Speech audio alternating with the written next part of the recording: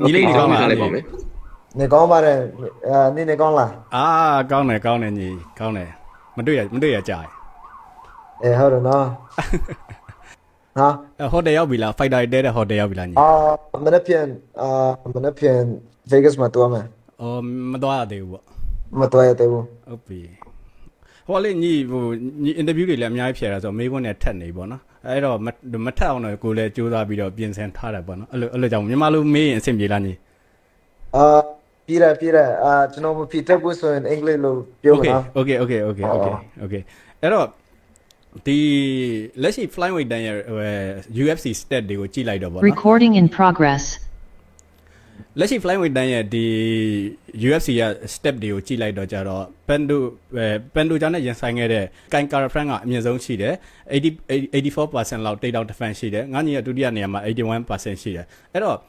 နောက်ဆုံးကစားတဲ့ပွဲမှာ Kai Kara France တောင်မဲ့နဲ့ Pendo ကြောင့်ရဲ့ take down ကိုတခါမှ defense မလုပ်တော့နိုင်ဘူးပေါ့နော်အဲ့တော့ဒုတိယနေရာမှာရှိတဲ့ငါညီကအဲ့ Pendo ကြောင့်ရဲ့အဲ့ take down တွေကိုဘယ်လိုပုံစံမျိုး defense လုပ်ဖို့စိတ်ကူးရှိလဲပထမကျွန်တော်ကတော့သူက Joshua မဟုတ်ဘူးလေ Okay ပြီးရင်ကျွန်တော်ကrespect လေးပေးရတာပမဲ့ဘယ်လိုပြောမလဲကျွန်တော်5 star နဲ့သူကိုထိုးမယ်ကျွန်တော်တခြား star နဲ့မထိုးဘူးလေအော်အဲ့တဘောကဒီသူဟို Kai Kara France ကစားတော့တဲ့ပုံစံမျိုးလဲညီသုံးမှာမဟုတ်ညီရဲ့ style မှာသူတိတ်တောင်းဟိုအားထုတ်လို့မရအောင်ကိုယ့်အနေနဲ့ကို plan နဲ့ကိုရှိပြီးသားအဲ့လိုပုံစံမျိုးလားညီဟုတ်တယ်Kai Kara France ကPantoja ကအရင်ကောင်းတဲ့ grappler နော်အဲ့ဒါကြောင့် Kai Kara France ကသူ့ကိုကြောက်လဲလို့ထင်တယ်သူက you know အရင် take down ဖြစ်မယ်ဆိုလို့သူအရင်ကြောက်တယ်ကျွန်တော်ဆိုရင်အဲ့လိုမဖြစ်ဘူးလေသူကကျွန်တော်ကို take down လုပ်ရင်ကျွန်တော်like မတရအောင်ကျွန်တော်ကျူးစားမယ်ကျွန်တော်ကသူ take down ကိုမကြောက်ဘူးလေသူ take down သူကကျွန်တော်ကို take down if you take me down I'm gonna get back up and then you know we're going to start working and things like that so got it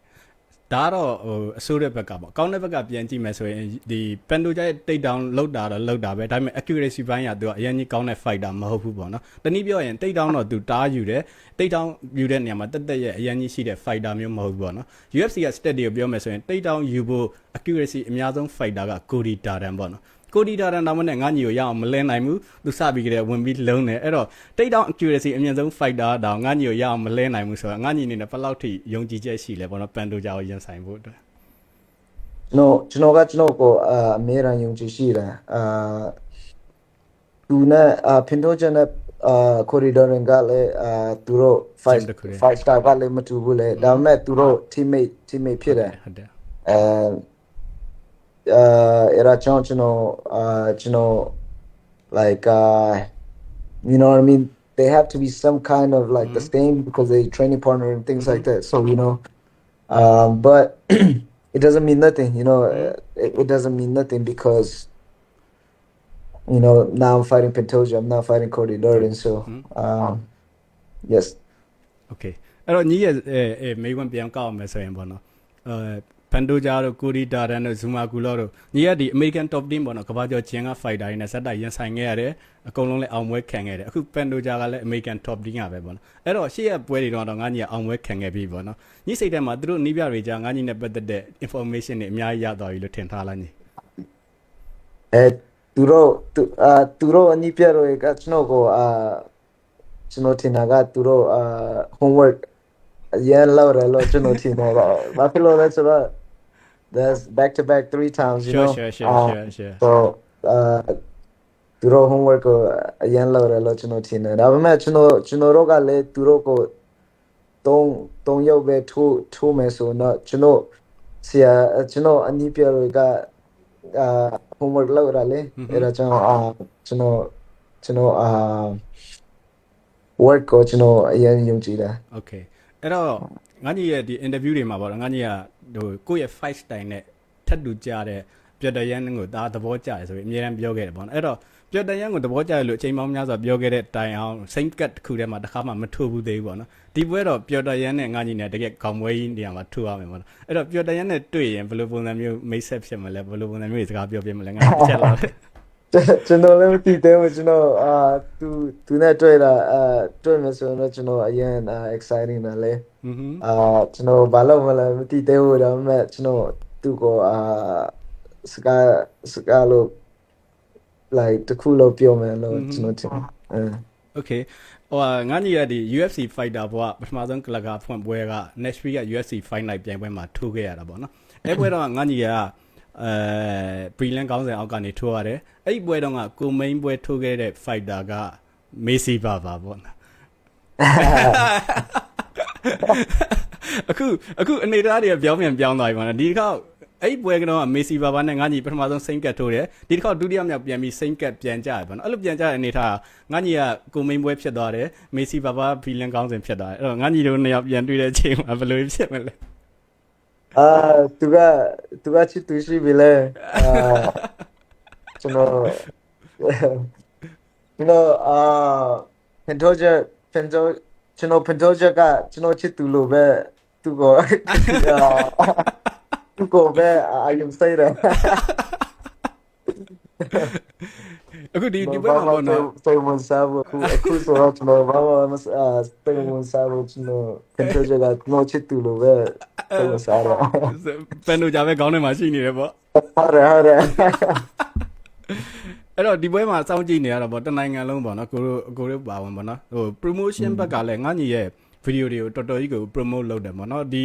ကောက်တောင်းကနေစပြီးတော့အခု embedded episode 1 ထိပေါ့နော်သူတို့ social platform တွေပေါ်မှာဟိုတင်တဲ့ဟာ main cat ခေါင်းစဉ်က fighter တွေထက်ငါညီရဲ့အကြောင်းအရာတွေပဲပုံများတယ်ပေါ့နော် YouTube မှာဖြစ်ဖြစ် Twitter မှာဖြစ်ဖြစ်တို့တပြင်း Facebook ပေါ်မှာပဲဖြစ်ဖြစ်ပေါ့နော်အဲ့တော့ငါညီကတကဘာလုံးဝင်းရံလာပြီကိုတို့ဆိုလဲအခုအာရှသတင်းသမားတွေတော်တော်များများဟိုငါညီဘက်ကပဲအကုန်လုံးဝင်းရံထားကြတယ်ပေါ့နော်ဟိုဘသူတွေဘာပဲပြောကို fighter ကို data လို့ပဲဝင်းရံကြတော့အဲ့လိုဝင်းရံတဲ့ပြည်သက်တွေအတွက်ငါညီသတင်းစကားလေးပြောပြပါဦးနိဟုတ်ကဲ့ကျွန်တော်Asian fan တွေနဲ့ support ကကျွန်တော်အရင်ကုန်ယူပါတယ်လေပြီးရင်ကျွန်တော်အချိတ်ဆုံးကတော့ဒီကဘာလုံးကမြန်မာကိုတီးစေဖို့လို့ကျွန်တော်ကျူစာမှုကအဲ့ဒါပဲလေဘာဖြစ်လို့လဲဆိုတော့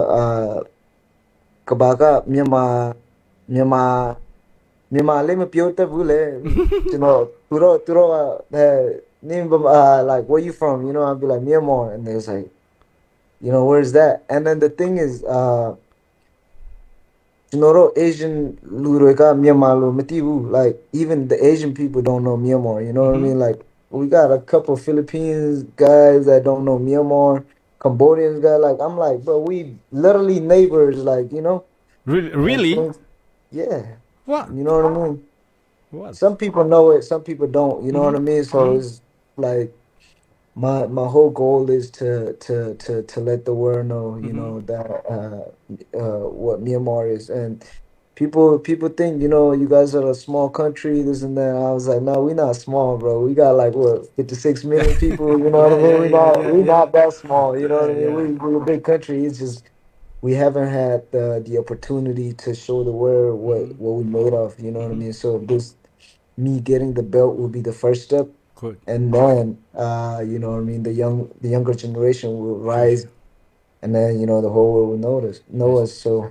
that's my main goal right now yes I think UFC also catch at your idea that's why they promote your fight a lot this time including Myanmar Flash and also you have mentioned Myanmar Born a lot of time including UFC commentator mentioned you are Myanmar Born something like you feel like this is they are promoting Myanmar in the right way yeah and not only that it's because of my fighting styles and the new phase in the division too you know what I mean because you know when you have a dominant champion like Pantoja is boring you know what I'm saying like I'm not saying he's boring but I'm saying like it's just the same champion over and over they just want to see a new phase you know sure so that's why a lot of people are very excited for this matchup because all the people that he already beat them twice or something you know what I mean so I'm the first guy he's gonna fight so this is the first time he's gonna fight me so you know what I mean it's gonna be different okay so ကိုအနိုင်ရဖို့ဘယ်လောက်ထိယုံကြည်မှုခိုင်ခိုင်မာမာရာခိုင်နှုန်းအဖြစ်ရှိလဲညီနောက်ဆုံးအနေနဲ့ပေါ့